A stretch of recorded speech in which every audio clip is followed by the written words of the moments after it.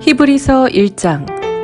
하나님께서 옛날에는 예언자들을 통하여 여러 번에 걸쳐 여러 가지 방법으로 우리 조상들에게 말씀하셨으나 이 마지막 날에는 아들을 통하여 우리에게 말씀하셨습니다. 하나님께서는 이 아들을 만물의 상속자로 세우셨습니다. 그를 통하여 온 세상을 지으신 것입니다. 그는 하나님의 영광의 광채시요 하나님의 본체대로의 모습이십니다. 그는 자기의 능력 있는 말씀으로 만물을 보존하시는 분이십니다. 그는 죄를 깨끗하게 하시고서 높은 곳에 계신 존엄하신 분의 오른쪽에 앉으셨습니다. 그는 천사들보다 훨씬 더 높게 되셨으니 천사들보다 더 빼어난 이름을 물려받으신 것입니다. 하나님께서 천사들 가운데에서 누구에게 너는 내 아들이다, 내가 오늘 너를 낳았다 하고 말씀하신 적이 있습니까? 또 나는 그의 아버지가 되고 그는 내 아들이 될 것이다 하고 말씀하신 적이 있습니까? 그러나 자기의 맏아들을 세상에 보내실 때에는 하나님의 천사들은 모두 그에게 경배하여라 하고 말씀하셨습니다. 또 천사들에 관해서는 성경에 이르기를 하나님께서는 천사들을 바람으로 삼으시고 시중꾼들을 불꽃으로 삼으신다 하였고, 아들에 관해서는 성경에 이르기를 하나님 주님의 보좌는 영원 무궁하며 공의의 막대기는 곧 주님의 왕권입니다. 주님께서는 정의를 사랑하시고 불법을 미워하셨습니다. 그러므로 하나님 곧 주님의 하나님께서는 주님께 즐거움의 기름을 부으셔서 주님을 주님의 동료들 위에 높이 올리셨습니다 하였습니다. 또 이렇게 말하였습니다. 주님께서는 태초에 땅에 기초를 놓으셨습니다. 하늘은 주님의 손으로 지으신 것입니다. 그것들은 없어질지라도 주님께서는 영원히 존재하십니다. 그것들은 다 옷처럼 낡을 것이요 주님께서는 그것들을 두루마기처럼 말아 치우실 것이며 그것들이 다 옷처럼 변하고 말 것입니다. 그러나 주님께서는 언제나 같으시고 주님의 세월은 끝남이 없을 것입니다. 그런데 하나님께서 천사 가운데서 누구에게 내가 내 원수들을 내 발 아래에 굴복시킬 때까지 너는 내 오른쪽에 앉아 있어라 하고 말씀하신 적이 있습니까? 천사들은 모두 구원의 상속자가 될 사람들을 섬기도록 보내심을 받은 영들이 아닙니까? 히브리서 2장. 그러므로 우리는 들은 바를 더욱 굳게 간직하여 잘못된 길로 빠져드는 일이 없어야 마땅하겠습니다. 천사들을 통하여 하신 말씀이 효력을 내어 모든 범행과 불순종하는 행위가 공정한 갚음을 받았거든 하물며 우리가 이렇게도 귀중한 구원을 소홀히 하고서야 어떻게 그 갚음을 피할 수 있겠습니까? 이 구원은 주님께서 처음에 말씀하신 것이요 그것을 들은 사람들이 우리에게 확증하여 준 것입니다. 그리고 하나님께서도 표징과 기이한 일과 여러 가지 기적을 보이시고 또 자기의 뜻을 따라 성령의 선물을 나누어 주심으로써 그들과 함께 증언하여 주셨습니다. 하나님께서는 지금 우리가 말하는 장차 올 세상을 천사들의 지배 아래에 두신 것이 아닙니다. 어떤 이가 성경 어딘가에서 이렇게 증언하였습니다. 사람이 무엇이기에 주님께서 그를 기억하여 주시며 인자가 무엇이기에 주님께서 그를 돌보아 주십니까? 주님께서는 그를 잠시 동안 천사들보다 못하게 하셨으나 영광과 존귀의 면류관을 그에게 씌워주셨으며 만물을 그의 발 아래에 복종시키셨습니다. 하나님께서 만물을 사람에게 복종시킴으로써 그에게 복종하지 않는 것이라고는 아무것도 없게 하신 것입니다. 그러나 지금 우리가 보기로는 아직도 만물이 다 그에게 복종하고 있는 것은 아닙니다. 예수께서 다만 잠시 동안 천사들보다 낮아지셔서 죽음의 고난을 당하심으로써 영광과 존귀의 면류관을 받아 쓰신 것을 우리가 봅니다. 그는 하나님의 은혜로 모든 사람을 위하여 죽음을 맛보셔야 했습니다. 하나님께서는 만물을 창조하시고 만물을 보존하시는 분이십니다. 그러므로 하나님께서 많은 자녀를 영광에 이끌어 들이실 때에 그들의 구원의 창시자를 고난으로서 완전하게 하신다는 것은 당연한 일입니다. 거룩하게 하시는 분과 거룩하게 되는 사람들은 모두 한 분이신 아버지께 속합니다. 그러하므로 예수께서는 그들을 형제 자매라고 부르시기를 부끄러워하지 않으셨습니다.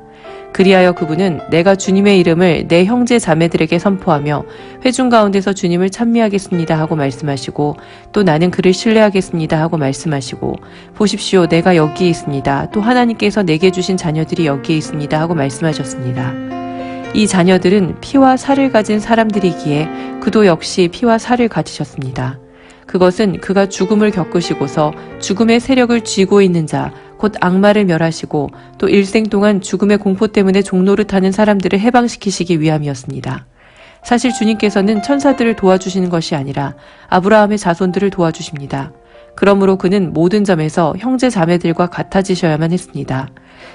그것은 그가 하나님 앞에서 자비롭고 성실한 대제사장이 되심으로써 백성의 죄를 대신 갚으시기 위한 것입니다. 그는 몸소 시험을 받아서 고난을 당하셨으므로 시험을 받는 사람들을 도우실 수 있습니다. 히브리서 3장. 그러므로 하늘의 부르심을 함께 받은 거룩한 형제자매 여러분, 우리가 고백하는 신앙의 사도요 대제사장이신 예수를 깊이 생각하십시오. 이 예수는 모세가 하나님의 온 집안에 성실했던 것과 같이 자기를 세우신 분께 성실하셨습니다. 집을 지은 사람이 집보다 더 존귀한 것과 같이 예수는 모세보다 더 큰 영광을 누리기에 합당한 분이십니다. 어떠한 집이든지 어떤 사람이 짓습니다. 그러나 모든 것을 지으신 분은 하나님이십니다. 모세는 하나님께서 장차 말씀하시려는 것을 증언하기 위한 일꾼으로서 하나님의 온 집안 사람에게 성실하였습니다. 그러나 그리스도는 아들로서 하나님의 집안 사람을 성실하게 돌보셨습니다. 우리가 그 소망에 대하여 확신과 자부심을 지니고 있으면 우리는 하나님의 집안 사람입니다. 그러므로 성령이 이와 같이 말씀하셨습니다. 오늘 너희가 그의 음성을 듣거든 너희 조상들이 광야에서 시험받던 날에 반역한 것과 같이 너희 마음을 완고하게 하지 말아라. 거기에서 그들은 나를 시험하여 보았고 40년 동안이나 내가 하는 일들을 보았다. 그러므로 나는 그 세대에게 분노해서 말하였다. 그들은 언제나 마음이 미혹되어서 내 길을 알지 못하였다. 내가 진노하여 맹세한 대로 그들은 결코 내 안식에 들어오지 못할 것이다.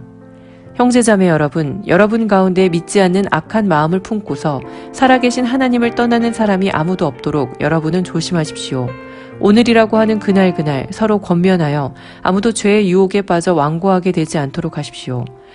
우리가 처음 믿을 때에 가졌던 확신을 끝까지 가지고 있으면 우리는 그리스도께서 주시는 구원을 함께 누리는 사람이 될 것입니다. 오늘 너희가 그의 음성을 듣거든 반역하던 때와 같이 너희의 마음을 완고하게 하지 말아라 하는 말씀이 있는데 듣고서도 하나님께 반역한 사람들이 누구였습니까? 모세의 인도로 이집트에서 나온 사람들 모두가 아니었습니까? 하나님께서 40년 동안 누구에게 진노하셨습니까? 죄를 짓고 시체가 되어서 광야에 쓰러진 그 사람들이 아닙니까? 하나님께서는 누구에게 하나님의 안식에 들어가지 못하리라고 맹세하셨습니까? 순종하지 않은 사람들에게 하신 것이 아닙니까? 결국 그들이 들어갈 수 없었던 것은 믿지 않았기 때문임을 우리는 압니다. 히브리서 4장.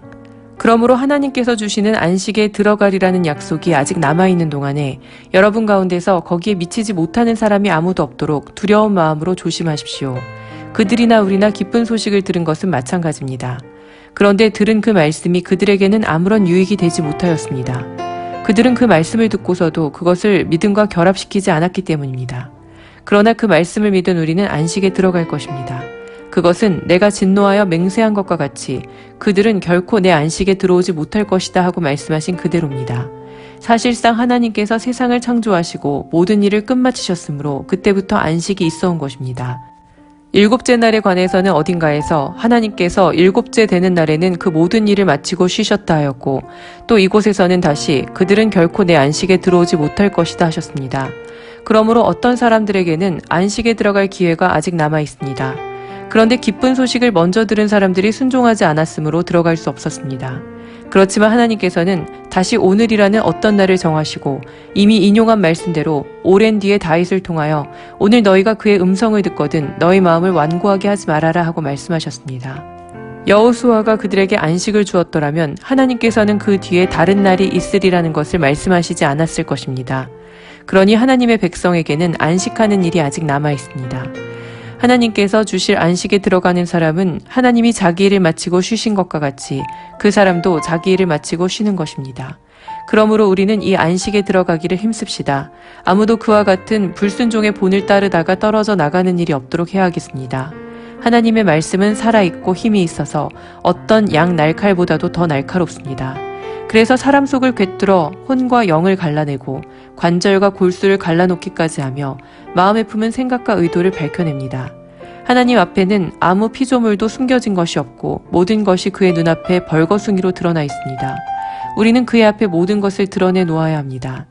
그러나 우리에게는 하늘에 올라가신 위대한 대제사장이신 하나님의 아들 예수가 계십니다. 그러므로 우리의 신앙 고백을 굳게 지킵시다. 우리의 대제사장은 우리의 연약함을 동정하지 못하시는 분이 아닙니다. 그는 모든 점에서 우리와 마찬가지로 시험을 받으셨지만 죄는 없으십니다. 그러므로 우리는 담대하게 은혜의 보좌로 나아갑시다.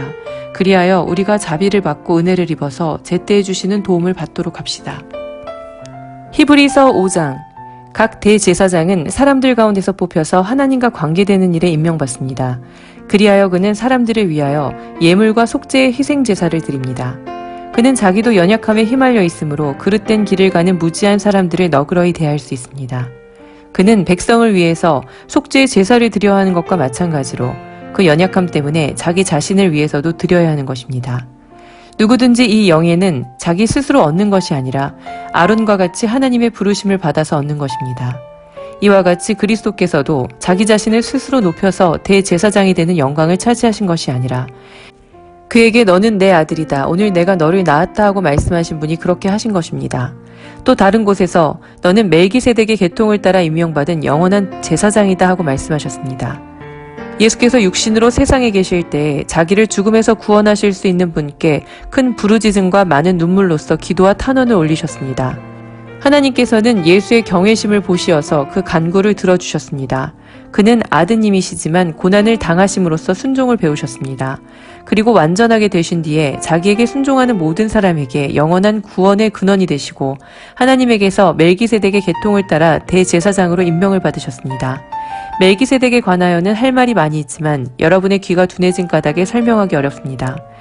시간으로 보면 여러분은 이미 교사가 돼 있어야 할 터인데 다시금 하나님의 말씀의 초보적 원리를 남들에게서 배워야 할 처지에 놓여 있습니다.